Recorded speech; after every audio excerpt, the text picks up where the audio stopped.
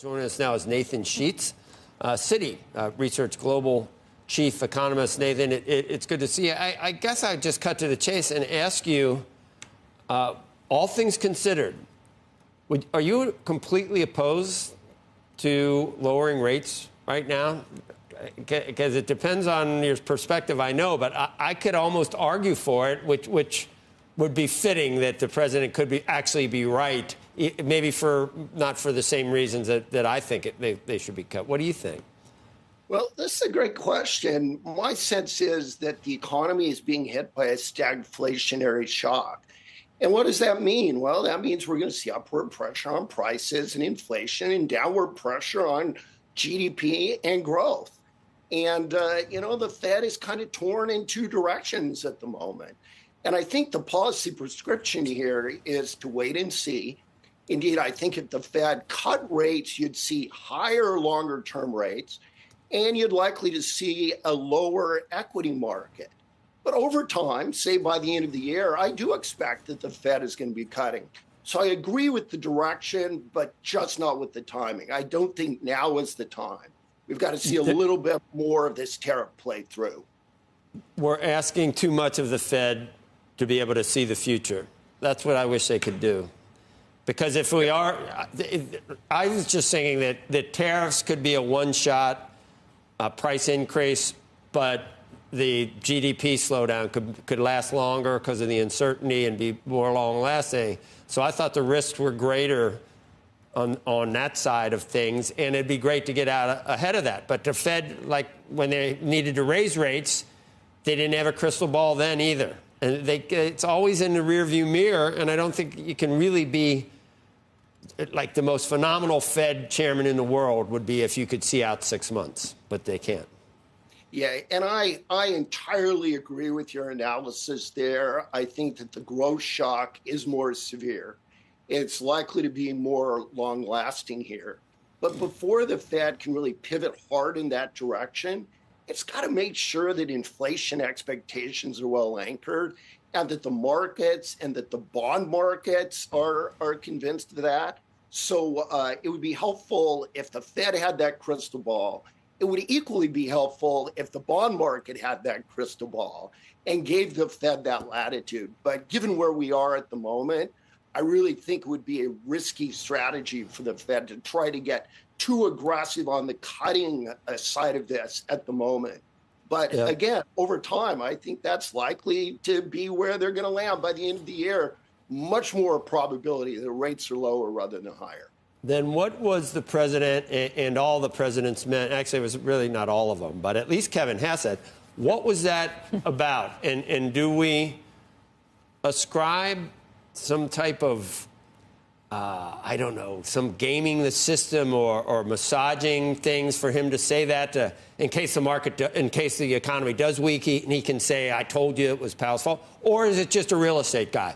Was it that simple? He just, I like he's always liked low interest rates. What was that? Why'd he do it? It's challenging and probably even dangerous for me to try to speculate on what President Trump's intentions were here. But I think it is very political that if things in the economy deteriorate, and it's possible that we could have a few pretty rough quarters, I think that President Trump is setting up the Fed and Jay Powell here to take some of the heat for that. And there is a narrative now that, well, maybe the Fed needs to be more aggressive, and it's not the administration's policies, it's the Fed's policies that are the problem.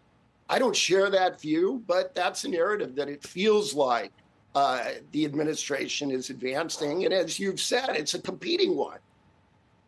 So 428 on the 10-year. When do you join the camp of people that are really worried about, investments coming into the United States, other country and sovereign wealth funds buying our bonds? What would be the number? 5%? Where would it really be something other than just, worry warts?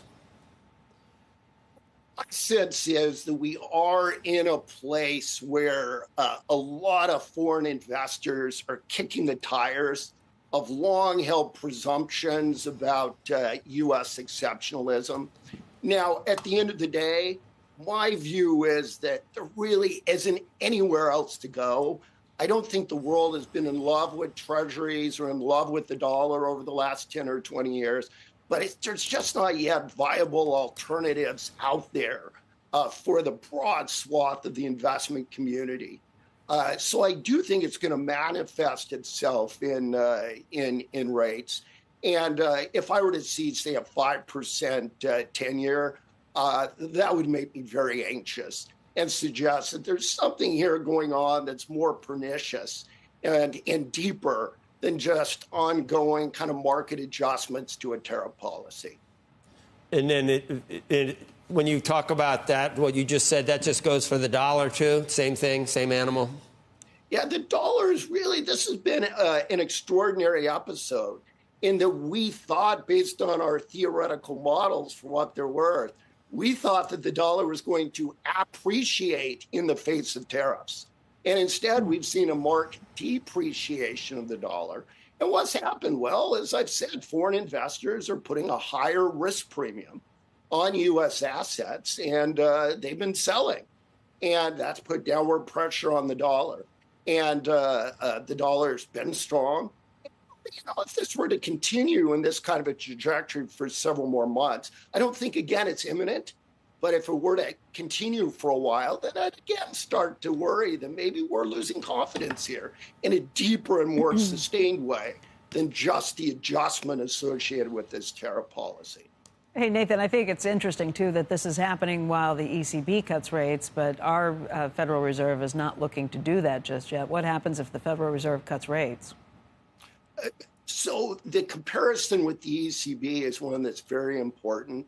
And the nature of the economic implications of tariffs for the United States is more stagflationary, as I described, higher prices and inflation, lower GDP and growth.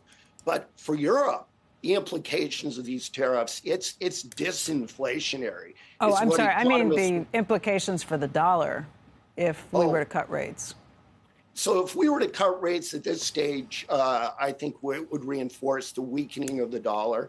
Now, the ECB is cutting as well, so maybe there's a little bit of an offset there. But again, it's about fostering confidence in U.S. policy.